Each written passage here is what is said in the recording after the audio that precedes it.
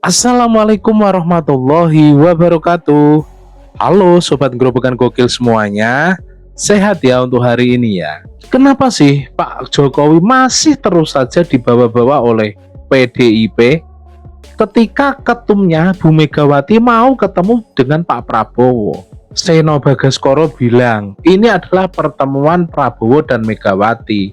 Jokowi nggak diajak. Lah emang Pak Jokowi mau ikut? Pede banget sih. Lah kok apa-apa menyerang Pak Jokowi, apa-apa dikaitkan dengan Pak Jokowi. Lah emang Pak Jokowi mau ikut ketemu. Lah wong Pak Jokowi sudah berkali-kali lo ketemu dengan Pak Prabowo. Gitu loh. Ngapain ikut? Aneh-aneh aja Hasto Junior ini ya. Nah, keangkuhan Seno Bagaskoro tersebut ini juga menjadi tolak ukur ketika dulu Mas Ahaye sendiri yang mengungkap bahwa mau koalisi dengan pemerintahan dulu ketika pemerintahan Pak Jokowi ada yang menghalang-halangi. Tahu sendiri kan siapa?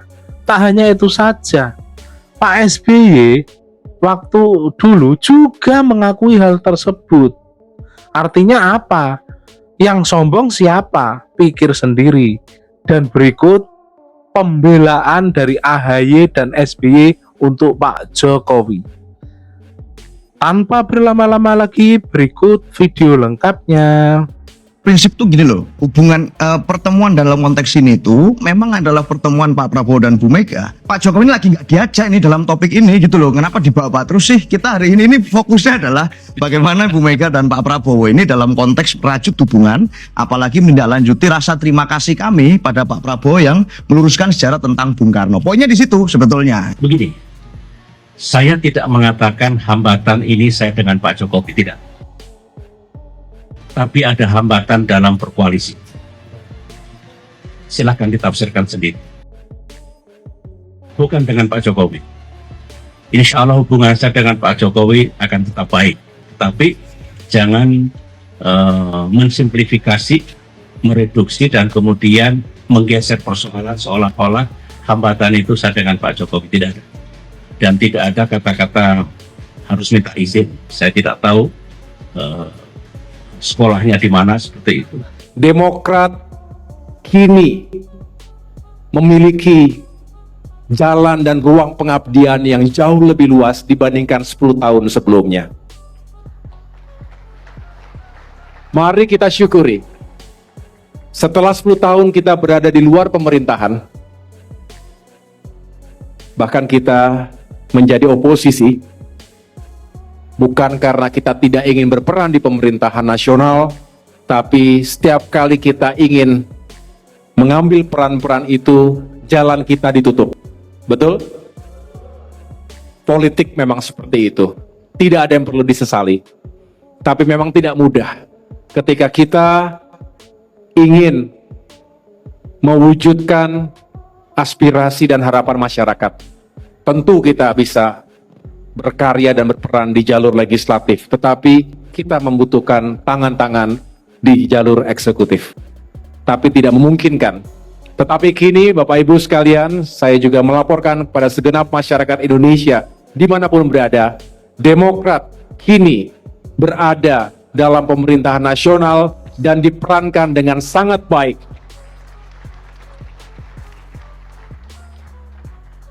Ini adalah kesempatan yang baik.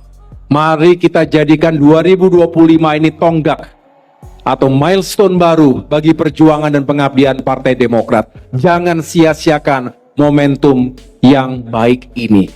5 tahun ke depan, 10 tahun ke depan, mari kita song-song masa depan kita yang lebih baik untuk bisa terus berbuat untuk masyarakat Indonesia yang kita cintai. Ini banyak desakan dari pemilih Prabowo khususnya bahwa pertemuan antara Megawati dengan Pak Prabowo itu nggak perlu. Untuk Bang Ade, sampai setidaknya sampai hari Minggu kemarin deh perkembangannya. Kalau soal perlu tidak perlu, saya rasa jawabannya tidak bisa dengan mudah begitu saja dikatakan ya karena saya tidak suka dengan Bu Mega misalnya, maka nggak perlu ketemu. Ini kan persoalannya adalah Pak Prabowo adalah presiden dari negara ini, ya.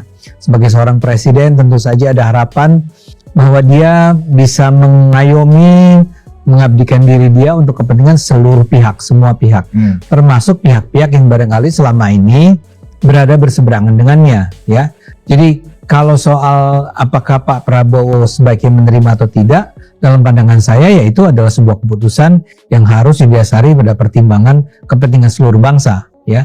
Dan untuk itu saya rasa mungkin saja Pak Prabowo akan bersedia dalam artian ya oke, kita terima ya, karena kita tahu bahwa sebelum ini sebenarnya sempat ada masa-masa di mana justru orang melihat bahwa justru Kim lah ya, Kim plus lah yang sesudah selesai pemilihan presiden, sesudah terpilihnya Pak Prabowo sebagai presiden, itu bersedia bertemu dengan Bu Mega ya, atau bersedia mengundang Bu Mega. Tapi pada saat itu justru yang dikatakan adalah bahwa PDIP-nya yang merasa tidak perlu datang ketemu dengan Pak Prabowo. Jadi untuk mendatangi kediaman Pak Prabowo di Kertanegara saja itu dianggap sebagai bukan sesuatu yang prioritas buat kalangan PDIP.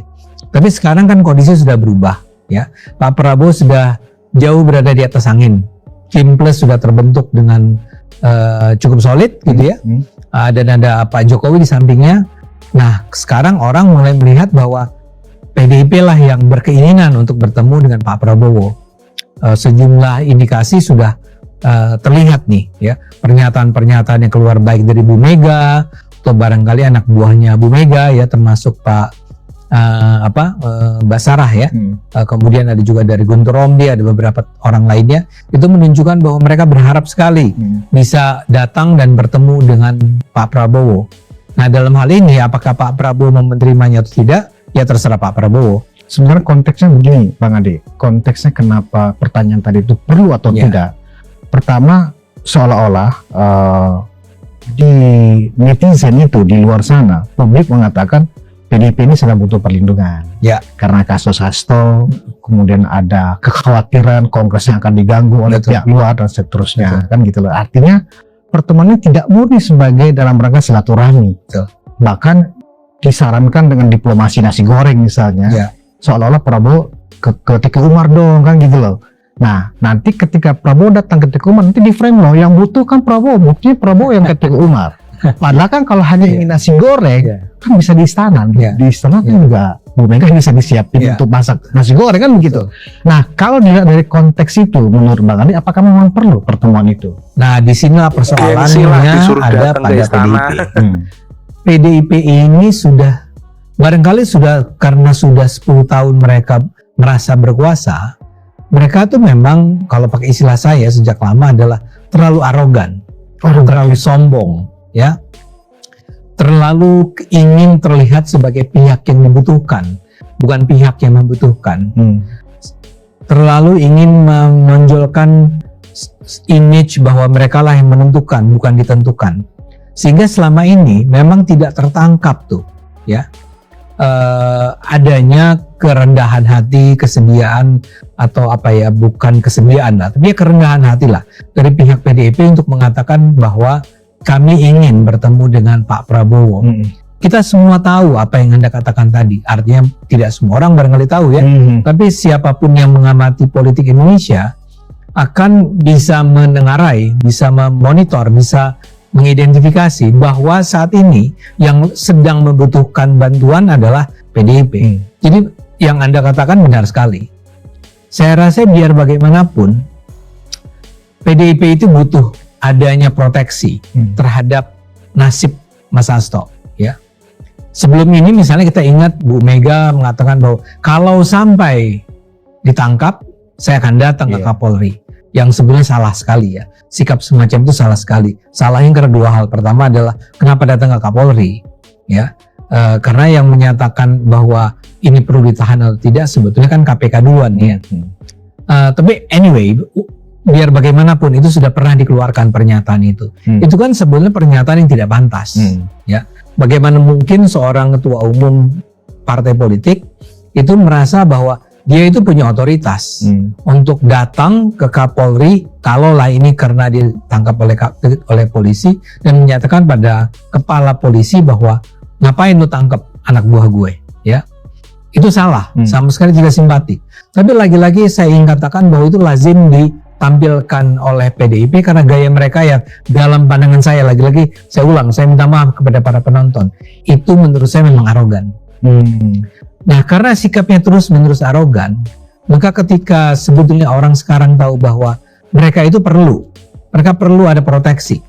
Pertama dalam kaitannya dengan Pak Hasto, kedua dalam kaitannya dengan walaupun barangkali ini lebih spekulatif ya sifatnya, adanya kebutuhan untuk menjaga jangan sampai Kongres PDIP nanti, dalam Kongres PDIP nanti tidak terjadi intervensi yang menjatuhkan Bu Mega, diganti oleh entah siapa, yang akan ditentukan oleh kelompok luar katanya.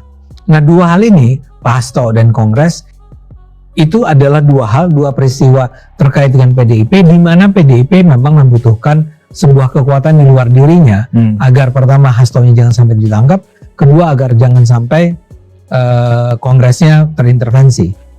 Itu clear sebetulnya. Siapapun yang punya pengetahuan politik cukup mengenai Indonesia seharusnya bisa dengan segera menengarai itu, mengidentifikasi itu, memonitor itu.